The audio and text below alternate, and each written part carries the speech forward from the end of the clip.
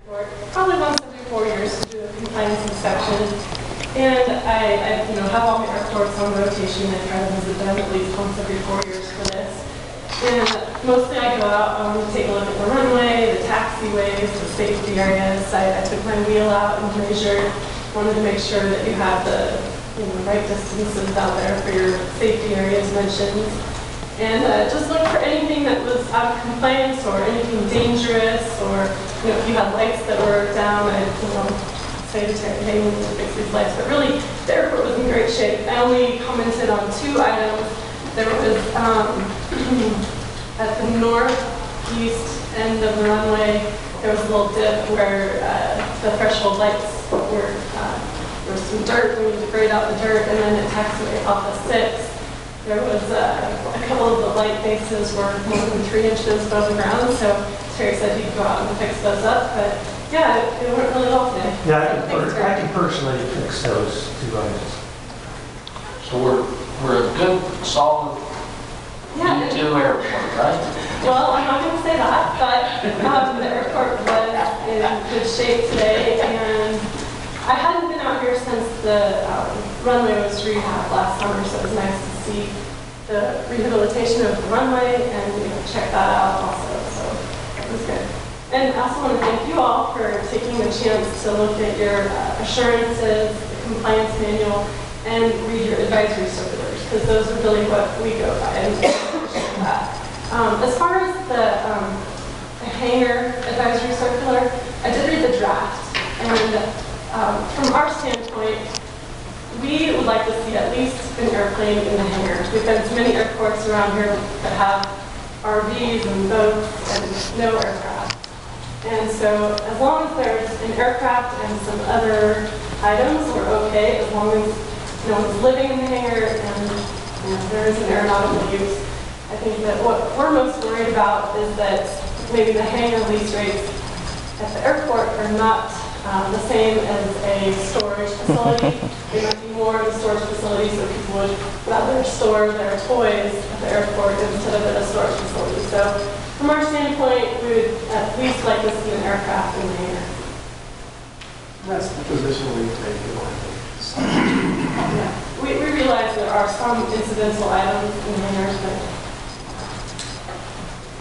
well, Kristen's here because she was in town. She offered to come to the meeting, and it gave us an opportunity to ask questions or clarifications, or I guess whatever I'll try to like do my understand. And so I guess I'll open it up to the board for questions. Yeah,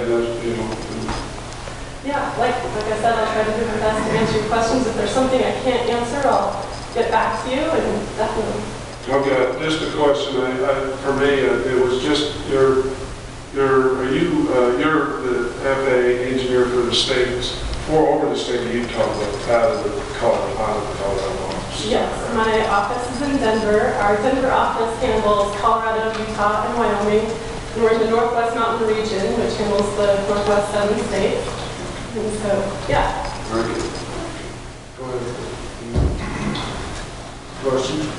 Yes, ma'am. I just have one. I found some case law that is interesting and a little bit disturbing to me, but as opposed to playing gotcha or trying to put you on the spot, I'd rather give it to you after or some other time and just have your office evaluate it thoughtfully, because we have some big questions coming down the pike, and it's going to require a lot of discussion and thought. So as opposed to just saying, hey, I'm going to ambush you here with a couple of things I got you on, let's just give it to you later. We'll talk. Thank you. I appreciate that. So, Kristen, I have an easy one, if I could. This morning, we both got an email from Armstrong on the AGIS survey. It sounds like the data that was in the scope of work has been collected, but there's some additional information that the FAA is wanting to be acquired as a part of that survey. Yeah, and I think that the AGIS survey, we can either do it in 2 parts. One during the construction and the other part during a master plan. And instead of splitting it up into those 2 parts, I asked that we do it all at once so that we have, a cheaper AGIS project. I figured it was good to collect all that data now instead of half of it now and half of it later and possibly get charged more for 2 parts than 1 part. So have you seen the email? I haven't. I guess I'm just looking for your input. Is that something that you'd like us to consider as a scope amendment to that original project? I think it would be beneficial to do the whole AGIS project at this point so that you can get all of the data necessary for, any sort of master plan update that we do in the future. To that regard, Chris, we discussed this yesterday. It's kind of fresh in we were in a joint meeting, but we have a new consultant, engineer, planner, and they're the ones that will be doing the master plan. So is it okay if they just pick up and do that where Armstrong did the first part of it? There's no reason we couldn't pass that off to our new consultants. The AGIS info will be easily transferable between any consultant. So you're saying you want to finish it and there'll be kind of a new work. So the way There'll be a little addition to the grant, I suppose, and our share and your share. There's funding available in the runway grant to complete the AGIS project. The sub-consultant who is doing the AGIS project could easily be a sub-consultant to the new engineer if you wanted to go that way. It's up to you, whichever way you want to go. That would be my preference. We've kind of been asking them lots of questions already, and they don't have a grant to earn anything yet. So it'd be nice if they could be started working on something. Well, so the AGIS is already included in the runway project grant, and so like I said, it's up to you how you want to do it. But Armstrong was the consultant under that project, and so it might be difficult to add the consulting fees from GDA to the runway project. Well, that's what I thought I was asking you a question before. Yeah, I'm sorry, go ahead. So, I mean, you said that data is transferable, but isn't it going to take new consulting for those other phases to finish the No, the AGIS? AGIS consultant hasn't been out to survey the runway yet. Well, maybe I can talk to you, I can be sure we're understanding that. Yeah, Just, I'm thinking if we can have our new people get on board and do it, but if you see a problem with that, we need to know that too, I guess. But The other consultant's doing all the grant paperwork as far as the our request for reimbursement and the like, and so it would be more complicated to get where they're doing all the paperwork for that grant that she wants to put it in. But how much more work engineering-wise than that's going to be done to have it be done as you say it should be completed? So in the AGIS advisory circular, you can go ahead and read that. There's a table that it depicts what you need to do for a construction project. And then if you want to have enough data to do an airport layout plan, then you would add certain pieces of AGIS data to your scope of work. And so what Mark was asking is, should we add those extra pieces of, the scope of work to the contract that we already have with the sub-consultant? And so it would be simple to add that to the existing contract.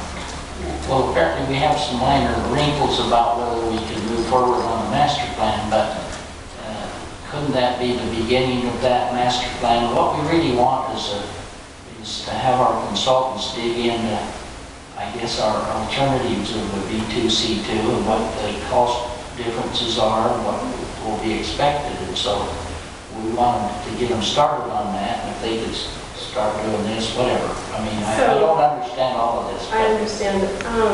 It is up to you, but we're not allowed to pay for a standalone AGIS project unless it's part of the master plan. And at this point, in an email that I sent to Mark, I said that we would not be willing to move forward with a master plan process at this point.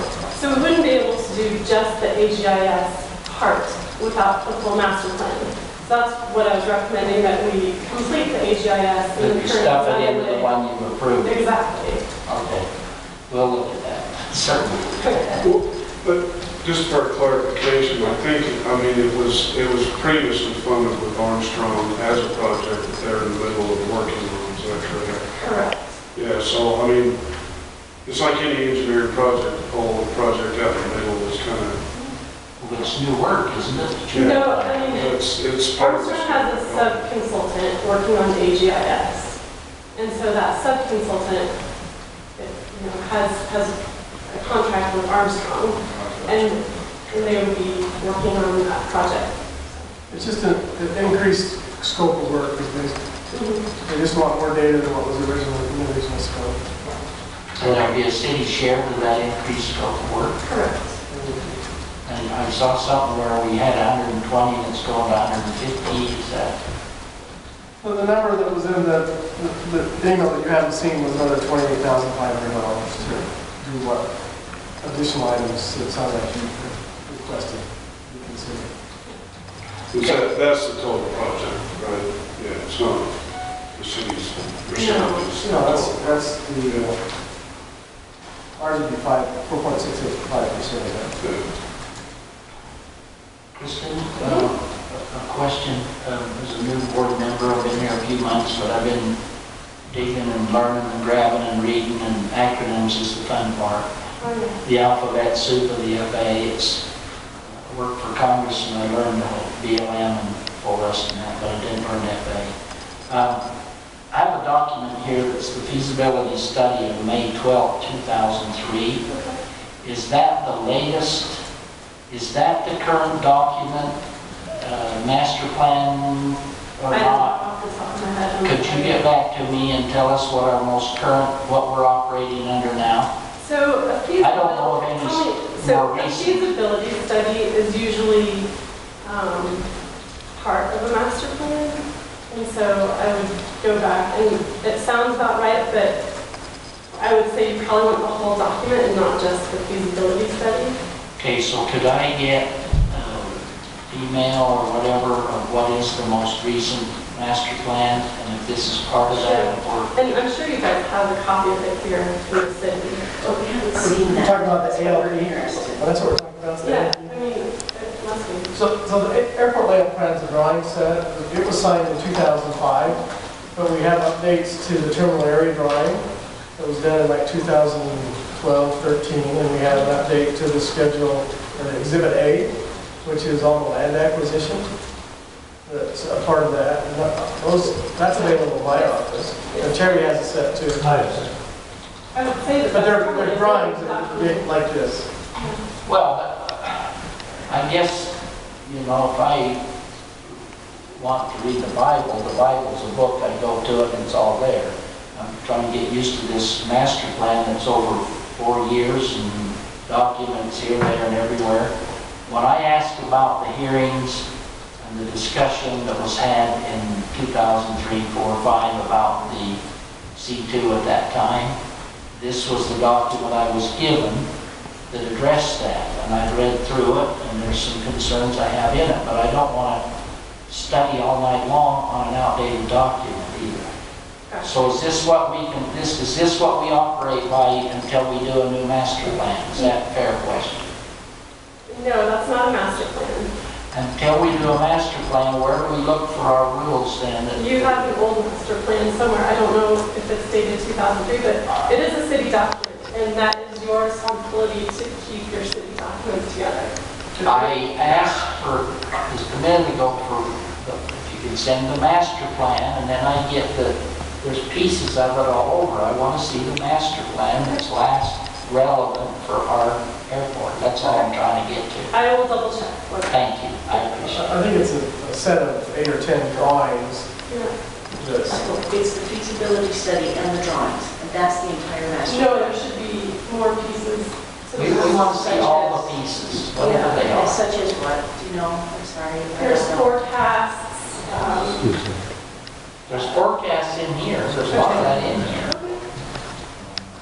But Anything else you should look for? Yeah, gosh, inventory. I'm not a planner, I'm an engineer, so yeah, there's definitely multiple chapters to the master plan. I think that might just be one chapter. But if this is part of the master plan, albeit there's other pieces, Probably. we can rely on this part until a new one's done. This is what we're going by now. That's a pretty tough question, Ron, Well, because she hasn't seen it since I've Well, documented. she can She doesn't check even it, know I'll what give you're her the looking at. reference, So I just you're need, putting her on a spot she can't answer, really. I mean, you know, she could give you the documents, but to say, hey, is this what we go by, then that's not really. And I'd like to say that the airport, excuse me, the airport layout plan is a living document. Like we said, we've had updates to the terminal every drawing, we've had updates to the Exhibit A, so things change. well, I'm not trying to be unfair, I'll give you the reference, and if you tell me if this is current for me, that's good enough. I think, Terry, I haven't looked through them, but I see documents out at the airport office. If they're out there, you run them down you ask to copy them. And you have a sheet. How I get them, I have electronic copies of the drawings. Okay, right.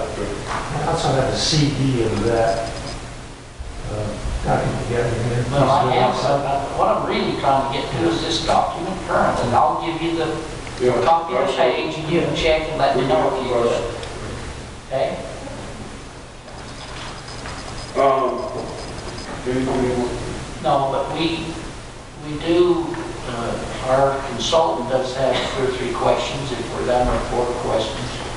I've got a couple, but they're kind of general, and we're going to dumb it down. Assuming the priorities, you know, when we get money or discretionary funds from the FAA, it goes runway, taxiway, ramp. Is that correct? Correct, and I put safety area in there as well. If we had a big safety area grading project, that would have a very high priority as well. Okay, and it's actually a couple-part question. Is it possible to get reimbursed? Like if we had a new business come in and they wanted to put in ramp or whatever, if they leased the property, or say they haven't leased the property, they just put in the ramp, is there any way that they can get a partial reimbursement for that since they're adding ramp space? Well, so it depends where the city wants to go in the future. If you would like to submit an updated capital improvement plan that shows future reimbursement, and if you're willing to meet the standards associated with aircraft that use the airport, then we would be willing to look at reimbursing the airport or the sponsor for costs associated with the ramp. As long as it's not serving one specific user, it can't be just for an FBO. It has to be available to anyone. What else? Oh, you'll only be able to use your non-primary entitlements, so that's your $150,000 per year. But hypothetically, yes, we could reimburse you for apron. Now, you reimburse the sponsor, correct? Correct. Okay, but if the property is under lease by a business or whatever, it doesn't, you don't reimburse for that, or you do? Well, so it depends if it's for a sole user or if multiple users can use that area. Well, define multiple users. Okay, so for example, the FAA does not fund the space in front of the hangar door because we say that space is for that single user of that hangar. But we will fund the taxi lane that leads to that hangar. Not the space right in front of it, but the taxi lane. So does that help? Multiple people can go down the taxi lane, but you don't expect multiple people to be in front of the hangar. Yes, similar to what we have the vacant lots, the 75 by 75 that work before we build the 70. The taxi lane was built, and everything in front of it. Right, and they pay for that, whoever Yeah. builds the thing. Now, okay, that's fine. Then we'll pass by that one. Okay. And then